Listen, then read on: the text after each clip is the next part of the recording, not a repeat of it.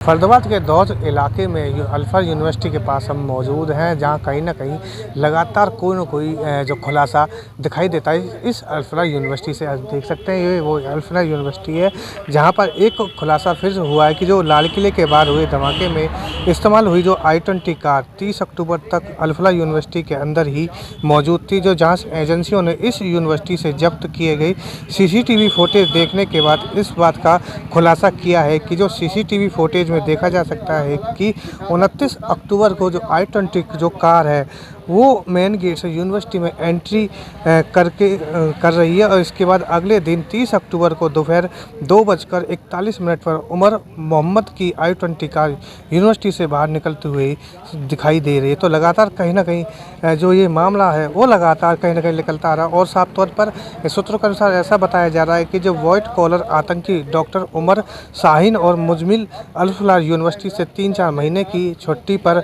एक साथ होते हुए गायब दिखाई देते हैं और जहां दूसरे टीचर्स और छात्रों को इतनी छुट्टियां नहीं दी जाती, वहीं यह लोग 3-4 महीने छुट्टी पर एक साथ जाते हुए दिखाई देते हैं। तो यूनिवर्सिटी की तरफ से इनको कभी कोई भी नोटिस जारी नहीं किया गया और जब यह वापस आते हैं तो इनकी ड्यूटी पर ही रख लिया जाता है। तो यूनिवर्सिटी के जो संस्थापक है और ट्रस्टी जावेद अहमद इस सिद्दीकी की शक के दायरे में भी है। तो लगातार उनसे जांच भी की जा रही है, उनसे पूछताछ भी की जा रही है कि वो अपने कॉर्पोरेट नेटवर्क और पुराने आपराधिक मामलों को लेकर शक सुइयां उनकी ओर घूम रही है। एक रिपोर्ट के मुताबिक बताया जा रहा है कि मध्य प्रदेश के मुँह में पला बड़ा जावेद अहमद सिद्दीकी 1993 में दिल्ली के जामिया मिलिया जो इस्माइलिया मैकेनिकल इंजीनियर में लेक्चरर नियुक्त हुआ। तो लगातार कहीं ना कहीं उनसे भी अब तक जो है उनसे भी साफ तौर पर पूछा जा रहा है कि जांच लगातार बरकरार है और NIA की टीम, क्राइम ब्रांच की टीम लगातार इस अल्फा यूनिवर्सिटी में जा रही है और कहीं ना कहीं जांच के घेरे में फिर ये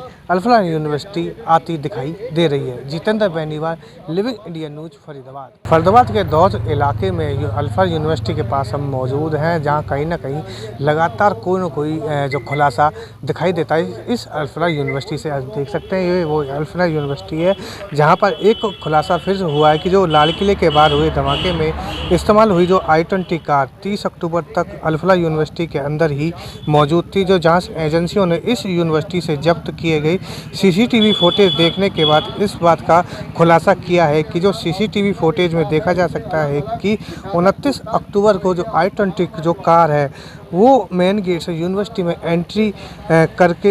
रही है और इसके बाद अगले दिन 30 अक्टूबर को दोपहर 2:41 पर उमर मोहम्मद की I-20 कार यूनिवर्सिटी से बाहर निकलते हुए दिखाई दे रही है। तो लगातार कहीं ना कहीं जो ये मामला है वो लगातार कहीं ना कहीं निकलता आ रहा है और साफ तौर पर सूत्रों के अनुसार ऐसा बताया जा रहा है कि जो व्हाइट कॉलर आतंकी डॉक्टर उमर शाहीन और मुजमिल अल्फा यूनिवर्सिटी से 3-4 महीने की छुट्टी पर एक साथ होते हुए गायब दिखाई देते हैं और जहां दूसरे टीचर्स और छात्रों को इतनी छुट्टियां नहीं दी जाती, वहीं यह लोग 3-4 महीने छुट्टी पर एक साथ जाते हुए दिखाई देते हैं। तो यूनिवर्सिटी की तरफ से इनको कभी कोई भी नोटिस जारी नहीं किया गया और जब यह वापस आते हैं तो इनकी ड्यूटी पर ही रख लिया जाता है। तो यूनिवर्सिटी के जो संस्थापक है और ट्रस्टी जावेद अहमद इस सिद्दीकी की शक के दायरे में भी है। तो लगातार उनसे जांच भी की जा रही है, उनसे पूछताछ भी की जा रही है कि वो अपने कॉर्पोरेट नेटवर्क और पुराने आपराधिक मामलों को लेकर शक सुइयां उनकी ओर घूम रही है।